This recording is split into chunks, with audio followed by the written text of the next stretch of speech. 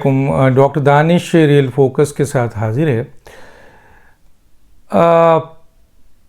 Situation रोज़ बरोज़ आपको पता है कि इस वक्त सारी तवज्जो आप लोगों की भी हमारी भी इस बुनियाद पे है कि अदम एतमाद जो पेश कर दी गई है उसके बाद हुकूमत और अपोजिशन अपने अपने खेल खेल रहे हैं। कुछ पत्ते छुपा के रखे हुए हैं, कुछ चीज़ें ऐसी हैं जो आपके सामने खुद ब खुद आ रही हैं, कुछ चीज़ें ऐसी हैं जो हम आपके सामने लेकर आ रहे हैं। देखिए, एक बहुत ही अहम ख़बर है, यकीनन वो आप तक भी आई होगी लेकिन मैं उसको आपके सामने दोबारा कर दूं कि मौजूदा हुकूमत में ये पहली दफ़ा है कि काबीना का इजलास 4 दफ़ा मुसलसल जो है वो मुलतवी हुआ है। और काबीना का ये इजलास अगर मुसलसल मुलतवी हो रहा है तो इसकी सबसे बड़ी वजह यह है कि मौजूदा हुकूमत या वज़ीर आज़म जो हैं वो अपने वज़रा का एतमाद खो बैठे हैं। क्योंकि काबीना का इजलास, क्योंकि काबीना एक और वज़ीर आज़म मिलकर तो फेडरल गवर्नमेंट है, कितने अहम तरीन ऐसे मसले होंगे जो इस वक्त काबीना में डिस्कस होने हैं, मुल्क के हवाले से चलाना है, क्या करना है, बड़े अहम तरीन मामलात हैं। लेकिन जब काबीना के 4 इजलास मुसलसल नहीं हुए हैं तो गोया बिल्कुल क्लियर कट है, और मेरी चंद वज़रा से भी बात हुई है कि हुकूमत को ये अंदेशा है कि वो काबीना का इजलास बुलाए तो वज़रा जो जिसमें ये, क्योंकि इत्तेहादी हुकूमत है, इसमें इंडिपेंडेंट वज़रा भी हैं, इत्तेहादियों के भी वज़रा हैं, तो अगर वो वज़रा नहीं आते हैं तो बहुत बड़ी सुबकी होगी वज़ीर आज़म की, और ये बात सामने आएगी मीडिया के ज़रिए कि वज़रा का अदम एतमाद जो है वो वज़ीर आज़म पे हो चुका है। लेकिन ये मुसलसल 4 दफ़ा आपके काबीना का इजलास मुलतवी होना भी लोग ये कह रहे हैं कि ये वज़ीर आज़म पर अदम एतमाद है वज़रा का। एक तो ये बात है। दूसरा ये है कि इस पे इमरान खान बहुत आग भगोला है, बहुत नाराज़ हैं कि ये जो 4 दफ़ा मुसलसल आपके काबीना का इजलास मुलतवी हुआ है। दूसरा, अब उनके सामने ये बात खुल गई है, कल तक वो इस पे बहुत खुश थे और उनके कुछ मुशीर और लॉ से रिलेटेड लोग उनको गलत मशवरे दे रहे थे कि अगर अपोजिशन जितने भी पीटीआई अरकान को शामिल कर ले वो 172 नहीं कर सकेगी पीटीआई के अरकान के ज़रिए, क्योंकि पीटीआई के अरकान को वोट डालने नहीं दिया जाएगा। ये एक आपके बात थी कि नहीं दिया जाएगा, जो कि इमरान खान इस पर बहुत खुश थे कि भाई जितने चाहो तुम तोड़ लो, तुम्हारा वोट तो काउंट ही नहीं होगा। लेकिन अब उनके अटॉर्नी जनरल और चंद जो लीगल एक्सपर्ट है, जो मेरिट को समझते हैं, उन्होंने इमरान खान को ये बता दिया है। इवन स्पीकर नेशनल असम्बली को उन्होंने भी सेक्रेटरीट में इस कानूनी नुकात को डिस्कस किया और मालूम किया और इमरान खान तक पहुंचाया कि जो काम आप मुझसे लेना चाह रहे थे एज ए स्पीकर वो अनकॉन्स्टिट्यूशनल काम होगा, क्योंकि मैं वोट कास्ट करने से और वोट काउंट करने से किसी भी मुनहरिफ अरकान को रोक नहीं सकता। ये सेक्रेटरीट का जो उनके लोग हैं वो बता रहे हैं, और इसी तरह अटॉर्नी जनरल ने भी प्राइम मिनिस्टर को बताया जब उन्होंने इस पर मज़ीद डिटेल ली, और कुछ और लोगों ने भी इस सिलसिले में बताया।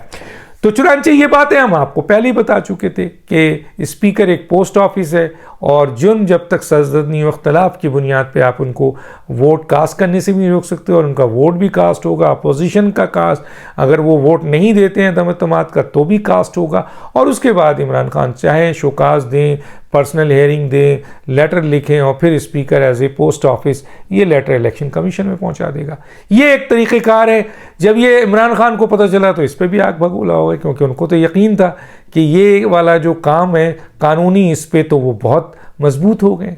लेकिन जब उनको उनके अपने ही अटॉर्नी जनरल ने और अपने कुछ अहम तरीन लोगों ने बताया, और फिर स्पीकर को सेक्रेटरीट के लेवल पर ये इंफॉर्मेशन दी गई कि आप ये नहीं कर सकते, तो इमरान खान मज़ीद आग बगोला हो गए। इमरान खान मज़ीद आग बगोला और हो रहे हैं कि अभी उन्होंने जो मुलाकात की बाप के कुछ अरकान से, उन्होंने भी इमरान खान साहब को हरी झंडी दिखा दी।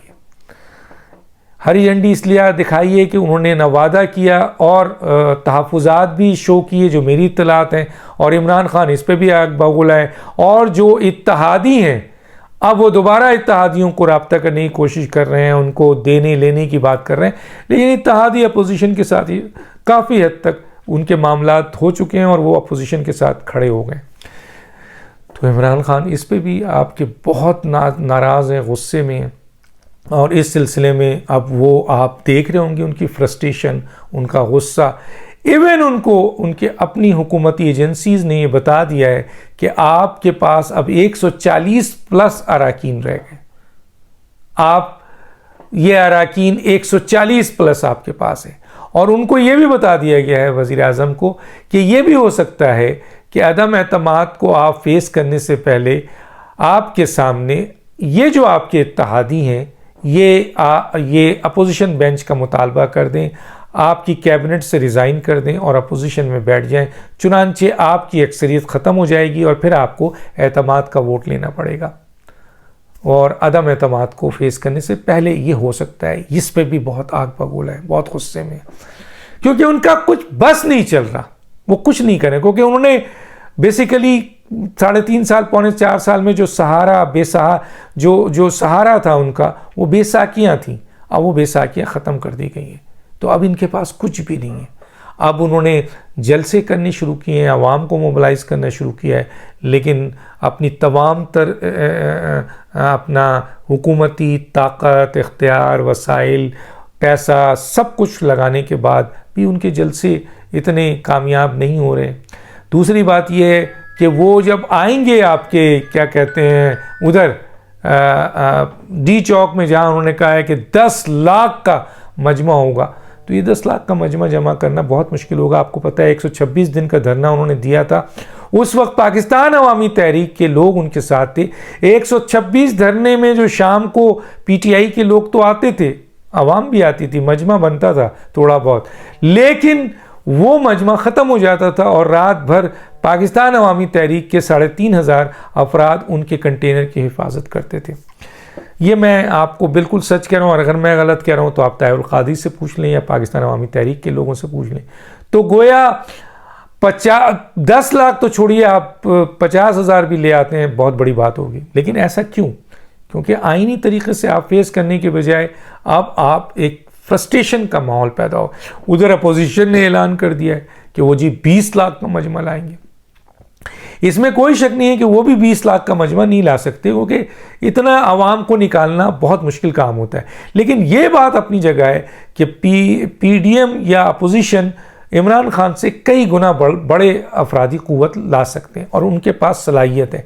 इमरान खान शुरू में जो उनके पास बहुत बड़ी सलाहियत थी और वो लाहौर से चले थे, तो आपको पता है इस्लामाबाद में कितने लोग लेके, और जब वो बनी गाला से उन्होंने कहा था कि मैं उतरूंगा और केपीके से उनकी हुकूमत थी, वहाँ से मजमा, वो भी इतना बड़ा नहीं था, आपको पता है हज़ारों में था।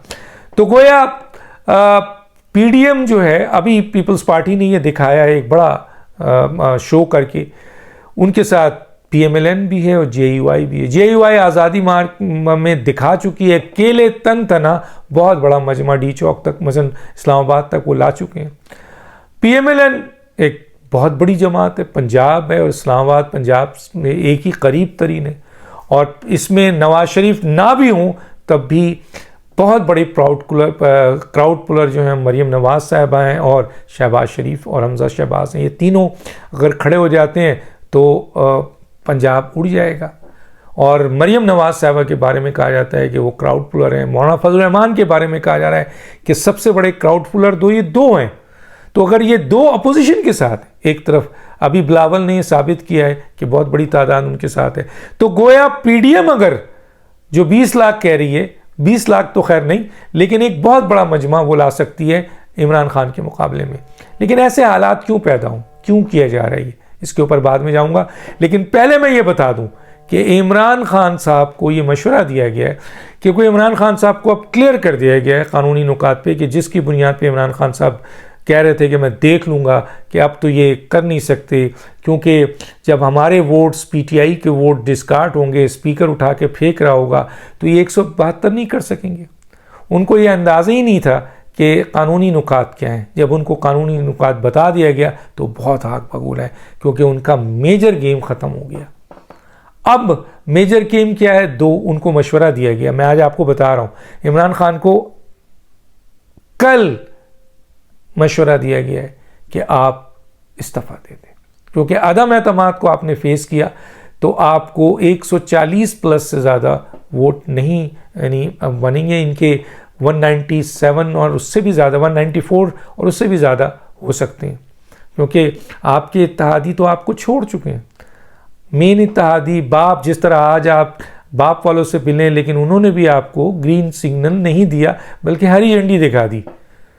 तो ओवरऑल जो कंडीशंस आ रही है वो ये है कि अदम एतमाद में मुकम्मल तौर पर नाकामी है। काबीना का मैं बता चुका हूँ, और मजमे के हवाले से भी मैं आपको बता चुका हूँ कि अपोजिशन उनसे कहीं ज़्यादा मजबूत है, कहीं ताकतवर क्राउड पुलर उनके साथ मौजूद है बहुत। और ये वो लोग हैं जो कि फाइटर हैं, इनके खासतौर पे पीपल्स पार्टी के जो जियाले हैं वो तो ऐसे मजमों को फेस कर चुके हैं, फाइटर हैं। मौलाना फजल रहमान JY के फाइटर हैं।